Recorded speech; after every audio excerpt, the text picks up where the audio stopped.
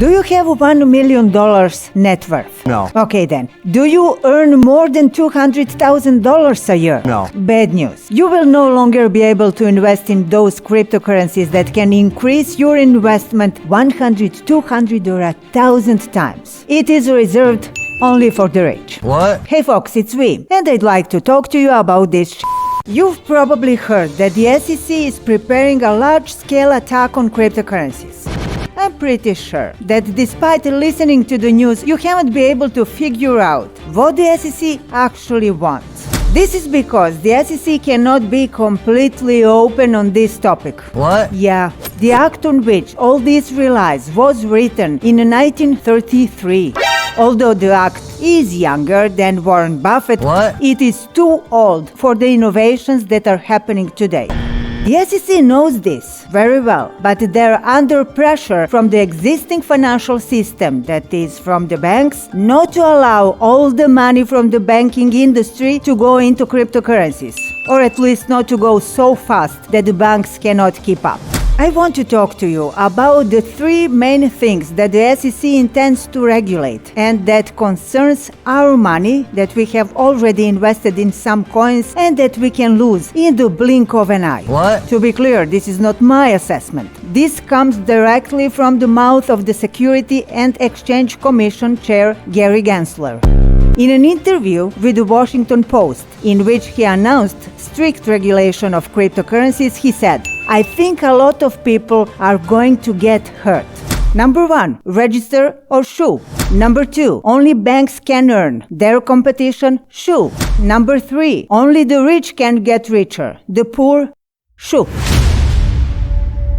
Do you remember my video in which I deciphered this tweet by Elon Musk? No. This tweet was written by Elon in response to the attack of the founder of Cardano on Dogecoin, and Elon, you remember, right? No. The tweet didn't raise anyone's eyebrow, but it turned out the SEC was actually working on it. It looks like Elon tried to warn his followers.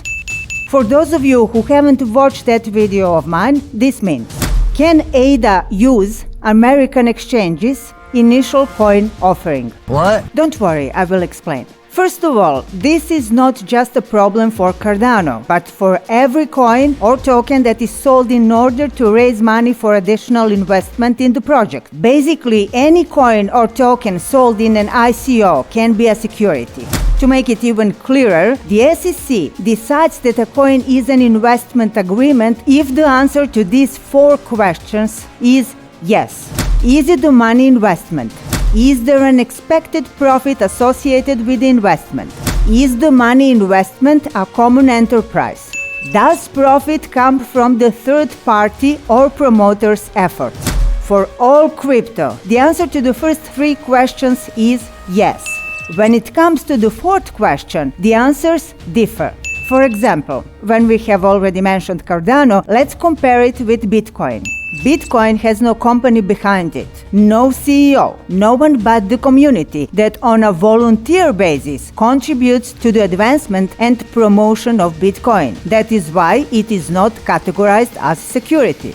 Cardano, on the other hand, is a blockchain made by the company Input-Output Hong Kong, which has a CEO and whose progress depends on the people employed by the company. So the people who bought ADA expect the profit that comes from the efforts of the people who work for Input-Output Hong Kong. And that is why ADA can be easily removed from the list of all exchanges located in the United States. Wait a second. I hear you. I don't care that Americans can't buy. I live in Japan, in Germany, in Greece, and I can. That's right. Wait.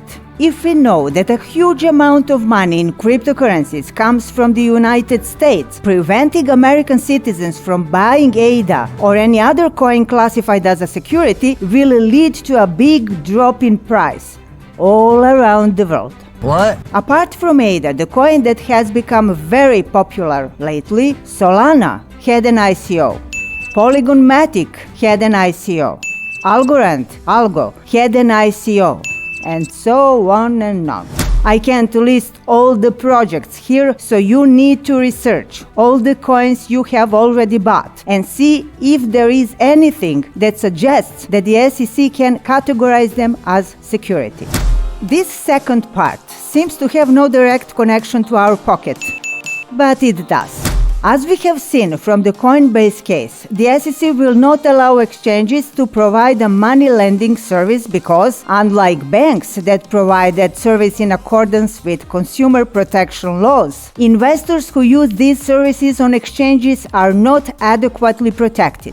And as we have seen in the case of the GameStop and AMC scandal, the SEC is all about protecting us. I think we're lost. So, how does that concern us?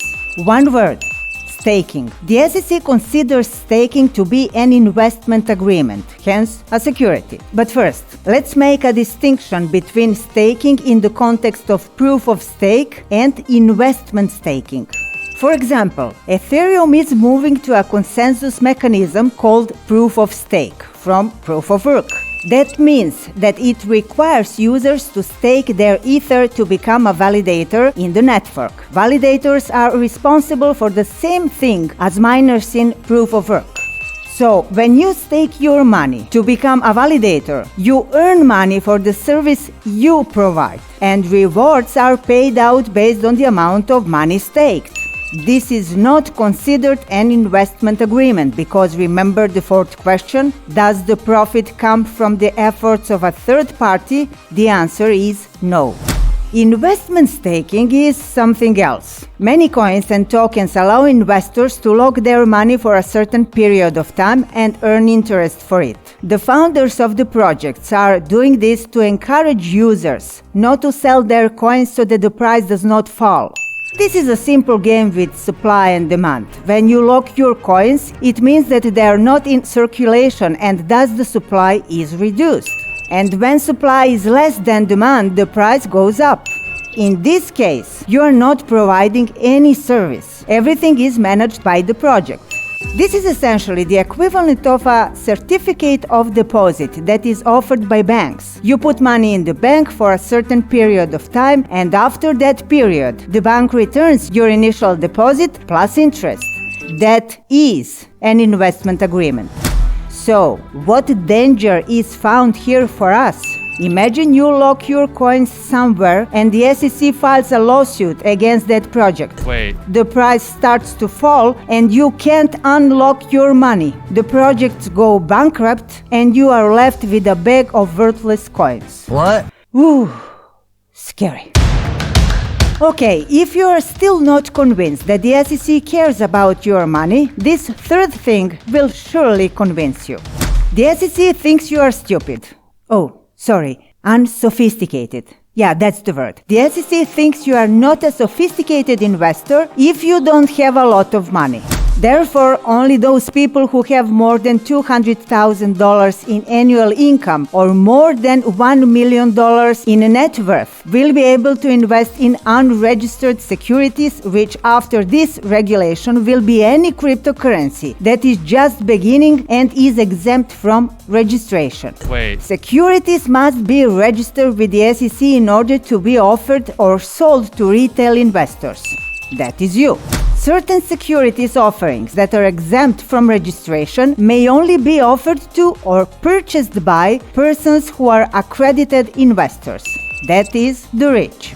This means that cryptocurrencies, according to the SEC, will either be registered securities, if they are securities at all, Bitcoin is not, or will be exempted from registration in some cases. For example, a privately owned project wants to raise money for further development. It will be able to offer coins only to people who are actually already rich.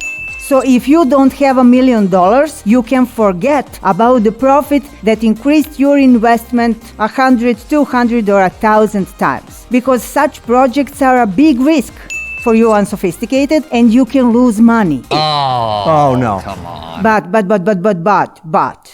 wait. According to the SEC, it's perfectly okay to go to Vegas and lose your house to gambling.